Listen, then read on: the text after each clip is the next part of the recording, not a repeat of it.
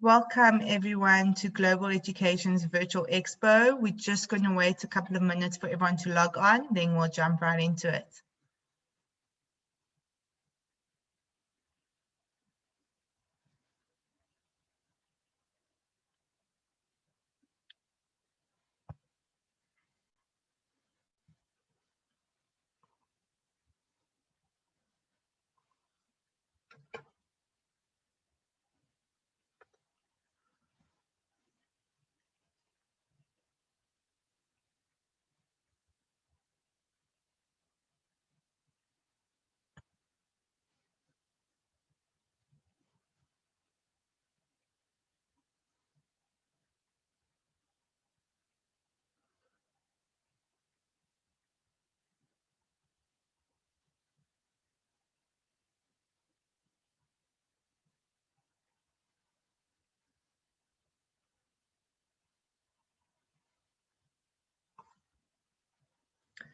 Okay, good evening everyone, and thank you for joining Global Education's virtual expo.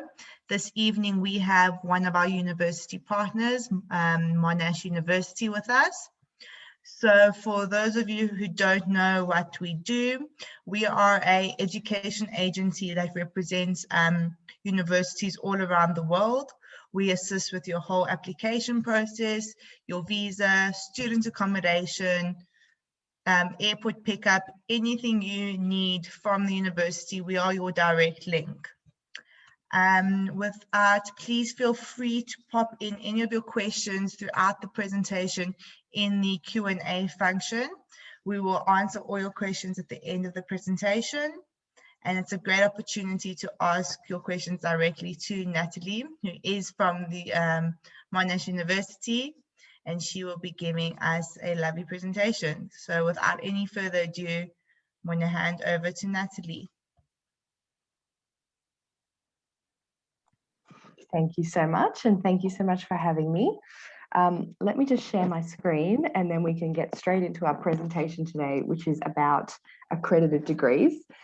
Yes, of course, I am from Monash University. I'm obviously speaking about the programs that we have on offer here at Monash, but certainly the value of accredited degrees you can consider when you're thinking about multiple universities, whether it's in Australia, whether it's overseas. It's very important to think about some of these factors before you make your final decision. So let's get started. I will share my screen with everybody and we'll get going.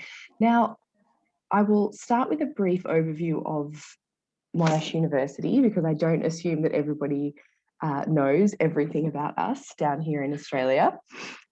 So to begin with, some very simple information. Australia is, for those of you who don't know, we are geographically a very big country, but we have a pretty small population. And most of our population is spread between Sydney, Melbourne, and Brisbane over here on the east coast of the map. So between Sydney, Melbourne and Brisbane, we have over 50% of the population of Australia, and that's where you will find most of our universities, most of our students, and certainly most of the things that Australia is famous for. You'll find pretty much in this bottom right-hand corner of the screen over here.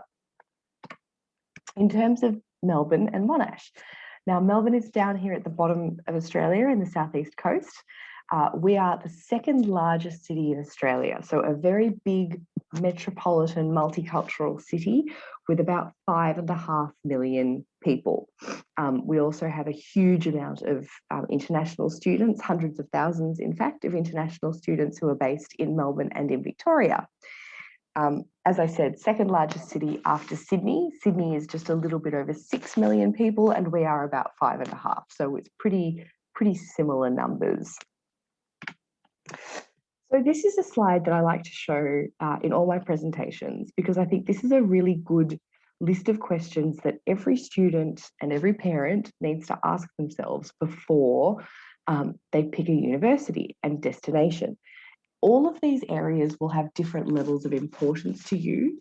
Some people will be very interested in accommodation For example, living on campus, campus lifestyle. Some people will care about extracurricular activities like sporting clubs and groups. For some people, it's more about cost. For some people, it's more about the size of the institution. But all of these questions have different answers depending on which university you talk to. And they're all really important to ask yourself and to ask the universities that you're interested in. Today, what we're going to focus on is the two I've highlighted here. So university and reputation and rankings, as well as teaching and learning style, because these both cover the idea of accreditation in your studies. So, excuse me. Monash University is actually a very large university. So when I'm speaking about programs on offer here, these may not be programs on offer at other universities because we are in fact the biggest university in Australia. We have 10 faculties and about 80,000 students. So when I talk about the many areas where we have stamp of accreditation from official governing bodies, not every university will have the same volume of accredited programs that Monash does. So here, for example, these are our 10 faculties you can see on the screen, and most of these faculties will offer some form of accreditation in their degrees. As you can see, almost everything is available to study at Monash. Essentially, the big things we don't offer are really dentistry and vet science. Apart from that, I think you can find almost anything you're interested in. So there's a couple of different ways to study at university in Australia. Before I dig into the accreditation, I just wanted to give you an overview of how a degree works, because they are quite different from a British or an American system. Typically, we offer what are called comprehensive degrees or specialist degrees. A comprehensive degree is pretty much what it sounds like. It's for students who have an interest in a certain area, but are not necessarily committed to one thing. So for example, if you really know you'd like to do a business degree, but you're not sure if you'd like to major in accounting or finance or economics or management, you can enter into a comprehensive business degree. You can try a few different classes, and then after 6 months or 12 months, you can nominate your major and decide what you're going to focus on for the next 2 years. So the degrees like arts, business, commerce, IT, science, all of these are big general degrees where you might have hundreds of students, but everybody will have a different major, a different minor. Everybody's degree will look a little bit different because you really get to build that depending on what you like studying. The next type of degree is a specialist degree, which is exactly what it sounds like, the opposite of comprehensive. Specialist degree is something, if you can think of a job that has a degree with a very specific job applied to it, tends to be a specialist degree. So something like architecture. At the end of architecture, you will be able to work as an architect. Interior architecture, the same for nutrition sciences. You will be a nutritionist, occupational therapy, and occupational therapist. These are degrees where there's less flexibility in choosing your majors. There's less flexibility in trying out multiple things. They're generally for students who know exactly what they want to do as soon as they start university. So it might be in here, for example, you could study a Bachelor of Economics instead of a Bachelor of Business because you know from day one you want to do economics. Now, the specialist courses are typically where you will find accreditation. So we'll come back to that in a minute. The final thing just to talk to you about degree structure is actually about double degrees. Double degrees are something that are quite common for us here at Monash. They exist in Australia a bit, but for a lot of people, they're a new idea. A double degree is, again, pretty much what it sounds like. You will study 2 degrees at the same time. You will do 1 extra year of study, and you will graduate with 2 separate degrees. So that might be something as simple as you really like business, but you also would like to understand how to run your own website for your company. So you can study a degree in IT and you can study a degree in business at the same time. You will graduate with a Bachelor of Business and a Bachelor of IT. So not a double major, but two separate degrees that will allow you to be an expert in two different areas. Instead of a 3-year degree, it's generally a 4-year degree. Sometimes it can become 5 years if you take something like engineering or psychology, but typically this is a 4-year option. Now, moving on to accreditation. What degrees are accredited? There's a few different questions to cover when we get to accreditation. This is a list of some of the most obvious accredited degrees. As I said, things where you will have a very clear job at the end of your degree. Also things where you require an external validation before you're allowed to do your job. So the best example really is to think of something like medicine. Just because you study medicine, it doesn't mean that you're allowed to go and be a doctor and operate on people. You need an external group outside the university to give you a stamp of approval on your studies to confirm that your medical degree is the correct standard for a doctor, and now you're allowed to work in a hospital or in a clinic, for example. Like education, another obvious example. You need an external group to the university to put a stamp on your studies to say you are now a teacher. It's not simply that you've done some classes at university. It's that this external body believes that you have met the requirements to do the job. So this is a short list of degrees that are accredited. There are many more, but these are some of the most obvious ones and the most common ones. Question then is, why does it matter? So why does it matter if I have an accredited engineering degree or an accredited architecture degree? Well, there's some very practical reasons why it matters. First of all, as I said before, it is a license to practice. So if you are a lawyer, a doctor, or a teacher, and you have not studied an accredited program, if you've gone to a small private college to do a 3-week diploma of legal studies, you will not be able to be a lawyer and your time will not be well spent. So in some cases, it literally means you can or you can't do your job. Secondly, it's a stamp of quality. So engineering is an example where we have an accreditation for engineering degrees. Not every country does. The accreditation we have in Australia means that our engineering students can travel to 37 different countries in the world under a reciprocal agreement and work automatically as an engineer. So there's a globally acknowledged stamp of quality on an engineering degree. Thirdly, as I said before, it's about external validation. So when you graduate and you go into the workforce, it's not just you saying, no, I promise this was a really good quality computer science degree or business degree, accounting degree. You have an external validation of your studies saying there's an objective standard and my studies have met this standard. So it gives you a boost when you go into the workplace. Fourthly, employability. As I said just then, it can help you in the workplace, but it can also improve your earning power. So for that example, if we talk about accounting, you can study accounting at university and you can graduate without having to be accredited. You can go and work in an accounting firm.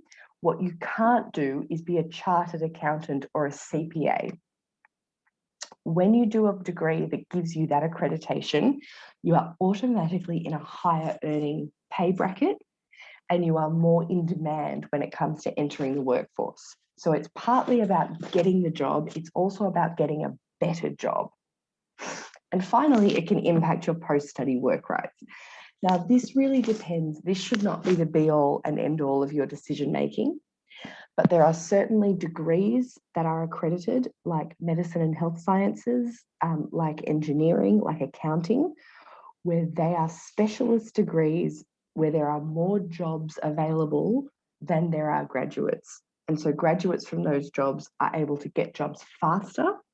Graduates from those degrees, can get jobs faster. They can also often have access to different post-study work rights, such as access to a skilled migration visa, because those jobs are more in demand. So there's a multitude of reasons why it's important to check if what you're studying has accreditation before you start studying. Now, what does it mean for international students instead of domestic students? That is, if you're coming from another country instead of coming from Melbourne directly. One of the main things is it means you're not stuck in Australia. So your doors are open to the world. If you've got an accredited degree with an Australian stamp of accreditation from Engineers Australia, Australian Medical Association, etc., you can take your degree, you can go home.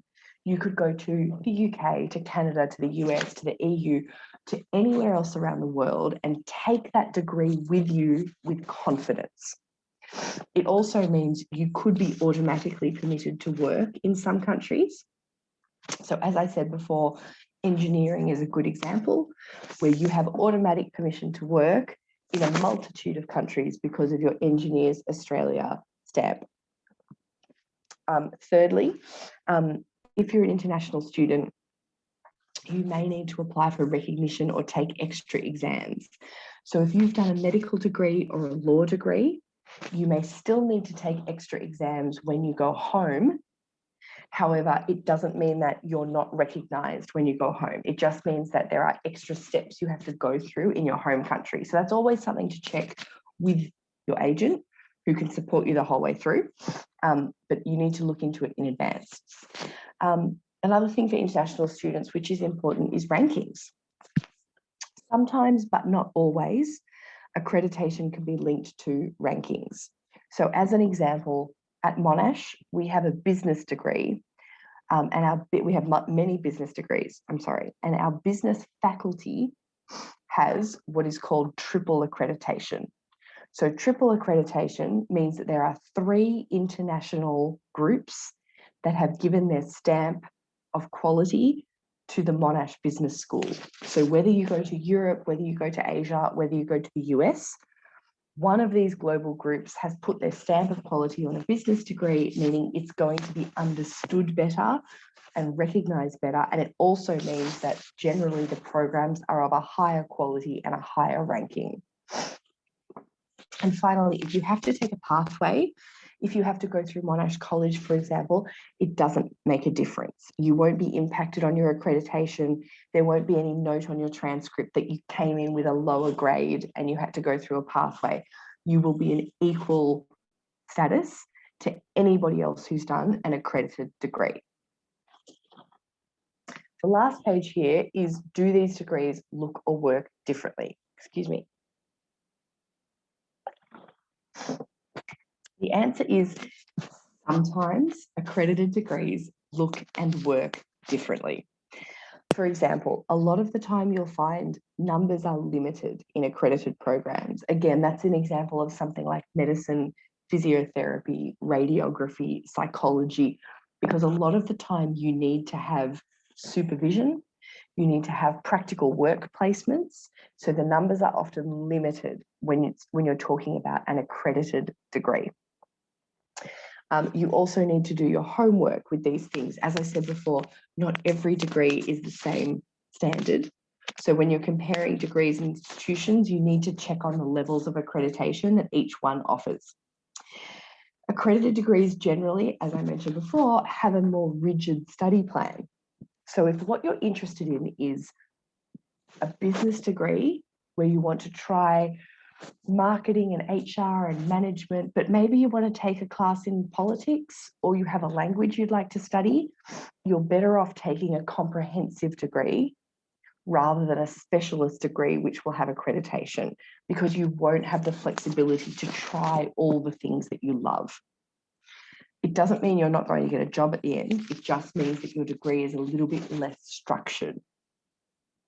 And as I said before, they are sometimes, but not always, linked to rankings.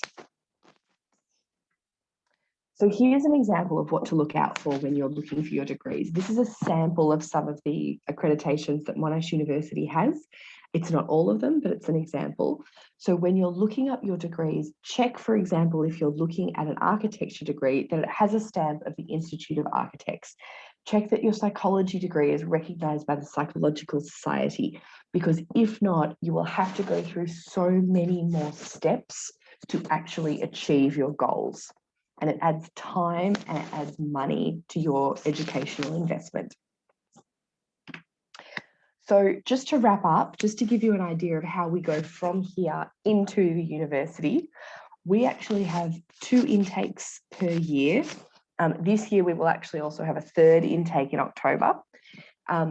And generally for international students, we don't have deadlines. One of the things you will find in some accredited degrees, because like I said, numbers are smaller, you will often have an opening date and a closing date. So you will have a limit of when you can apply for something like nursing or psychology or counselling or teaching, for example, because there is a limited number of students. For anything else, we accept applications all year long. So again, this is something just to check when you go and speak with your counsellor and make sure that you are applying for something where the application is open. If there is a closing date, make sure you're getting in well in advance of the closing date so there's no question about sending in extra documentation or anything like that. Essential basic entry requirements. Now, this will be standard for many universities, but just to put everybody's mind at ease, because it can seem really daunting, all we look for when we're looking at a degree, and this is particularly for undergraduate, would be that you meet a minimum age requirement, that you have a high school transcript, that you meet an English entry requirement, and any prerequisites, for example, that you've studied maths if you're going to take something like engineering or commerce. If we're looking at a postgraduate degree, it's very similar. Then you don't have to meet the age requirement, but we will simply look for your transcript, your proof of English, and that you've met prerequisites. It's a very simple process. This is a little bit of overview about A-levels, but I won't dwell on that.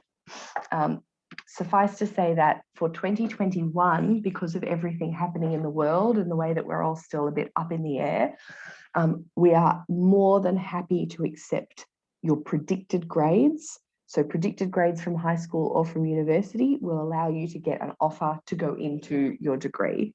You don't need to wait for your final transcripts, which can be difficult if you're working or studying from home, trying to get in touch with your school or university. And this is my final screen here. So first of all, when it comes time to choose your degree, it's important to prioritize what you're looking at. You then need to go ahead and make your plan. So what do you want your experience to look like? Do you want to take something general and do a multitude of subjects, or do you want to focus from day one? What do you need to do to get there? Do you need to change some of your classes in your final year of high school to make sure you meet the prerequisites for some of these classes? What additional skills do you need? And then finally, you need to realize that you need to make the most of it. You need to get involved from the very beginning. Get involved with choosing your degree, choosing your classes. You can really dig into information from day one. And of course, make sure you ask for help. Talk to your counsellor, talk to the university. That's what we're there for. We're there to help you. So make sure you ask us for help and take advantage of every opportunity that comes to you. Now that's all I have is my presentation for today. So I will stop sharing my screen and I'll pass it back over in case there's any questions. But thank you everybody for listening this evening, and I'll speak to everyone soon. Thank you so much, Natalie, for the wonderful presentation. It really was quite informative and lovely to see all the different degrees and how well accredited they are. Sorry, let me just quickly pop my screen on. There we go.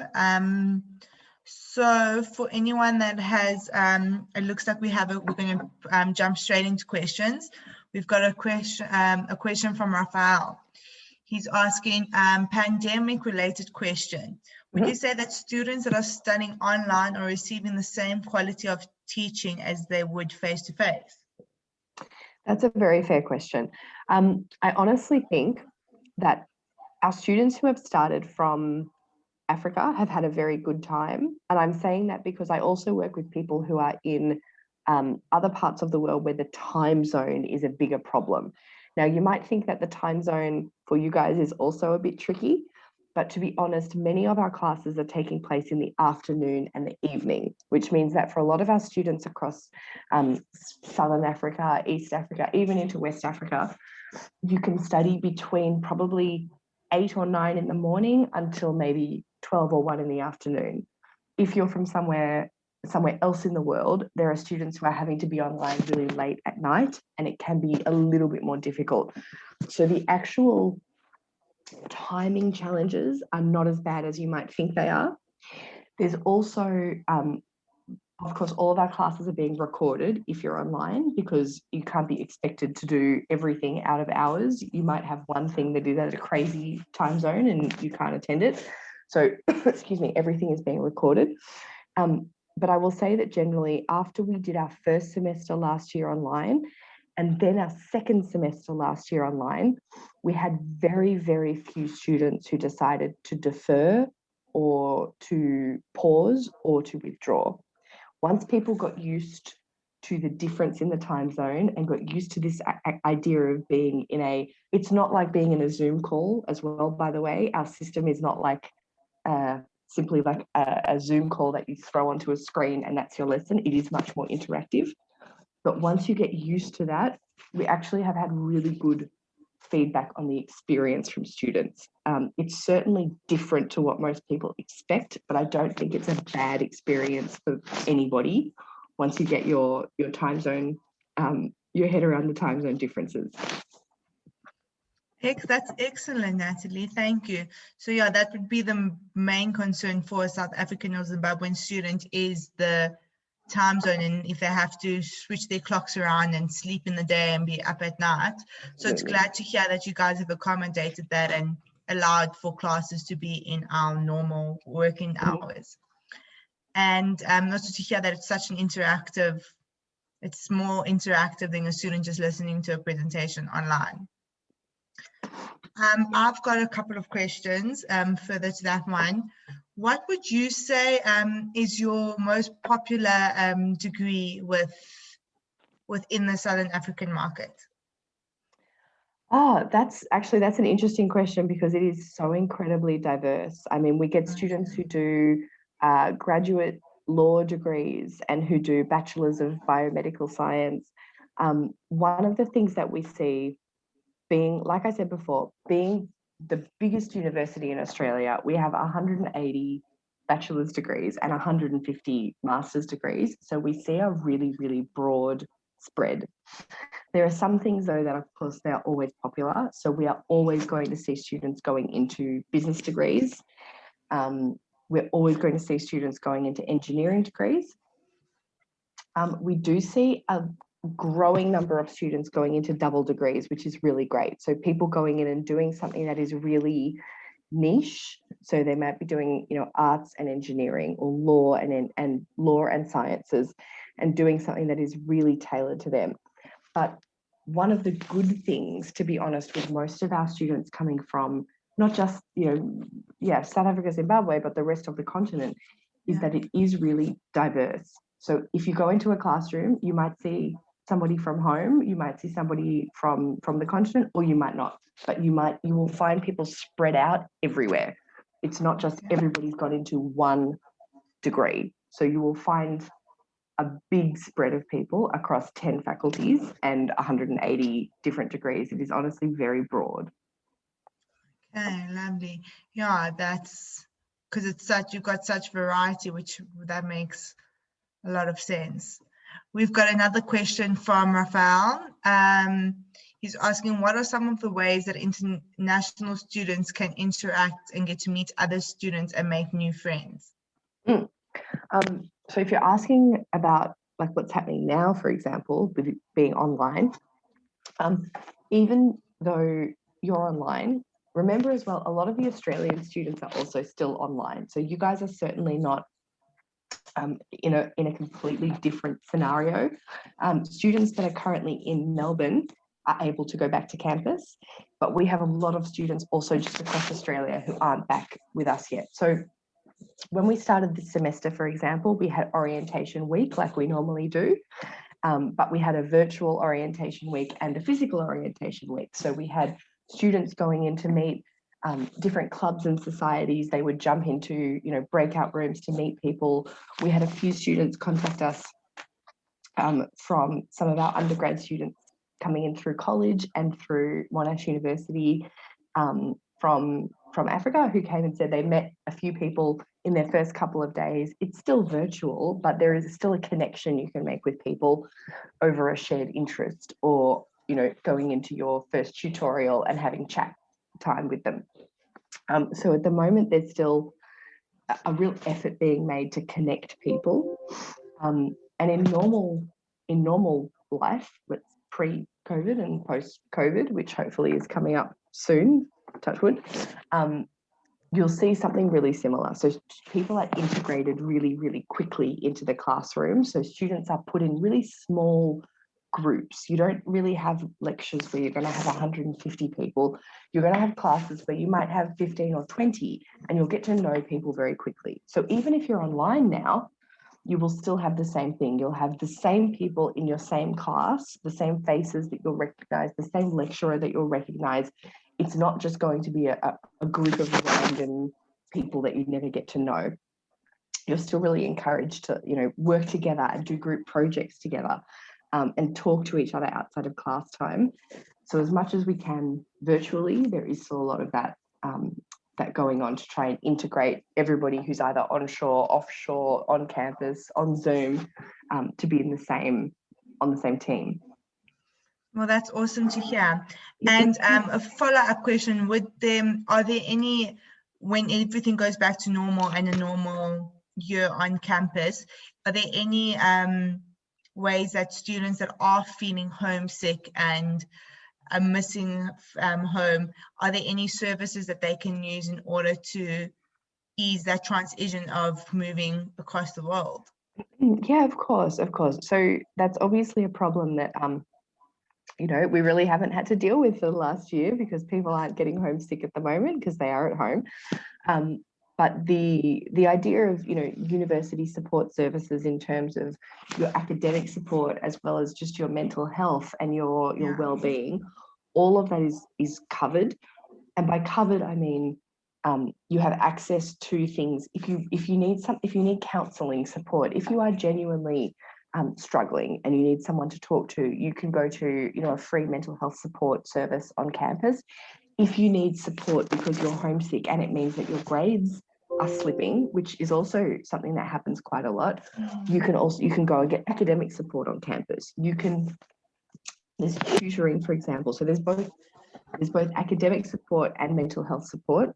And then if you want to connect to something from home, like I said, there's clubs and societies. There's hundreds of clubs and societies where you might find something, either that's you might find a cultural group that relates back to your home, back to home, or to your family culture, or you might find an interest group like a political group or a sports group that you feel a part of and that makes you feel more at home because it's a familiar interest. So there's all different ways to connect with people. Okay, that's great to hear. Thank you, Natalie. That seems to be all the questions for this evening. Right. So if anyone would like to ask any more questions, our contact details are on screen. You're more than welcome to pop us a mail or pick up the phone. It seems that we've got one more question. Sorry. From Deepam, he's asking, I would like to know if I have to attend online classes and I suffer from, so in South Africa, we're experiencing load shedding, which is when the government's cutting our power. So he's asking if he attends online classes and he suffers from power outages, will he be able to access the recordings? Yeah, absolutely. That's a good question. That is probably the biggest question that we've had across the continent, where there are people who are living in places where internet is not reliable or power is not reliable. It's a really common issue that we've come up against. As I said, all of the classes are recorded. So if you can get there live, great. If you can't get there live, you can tune in later and watch it. It could be the next day, it could be 5 days later, but everything will be available for you if you can't get there on time. The only thing that you have to be there live is if there is an exam. And even in that case, we've had students who just have to submit a request for special consideration because the internet hasn't been available. And that's, again, like I said, it happens for so many reasons. It might be your personal IT capacity. It might be something happening in your city or in your country. But the idea is that everything is available, so you don't have to be there at the time that something is happening. But it's obviously a better experience for you if you can be there and interact. So if you can make it, we really encourage you to make it. If you can't, though, you can go back and watch it a couple of hours later, a couple of days later, or on the weekend, whenever it might be. Okay, awesome. It's good. That's good to hear that there is that backup for students that can't access it at any given time. Perfect. That seems to be all the questions. So if you guys have any questions, you're more than welcome to pop us an email, phone us. We can set up a consultation. We do have offices in Cape Town, Durban, Zimbabwe, Harare, and Joburg. So we'd be more than happy to set up a consultation. Thank you so much, Natalie, for your time. I know it was a very early start for you, and we thank you so much for joining us today. My pleasure. Thank you guys for having me. Perfect. Okay, cheers. Thank you so much. Bye.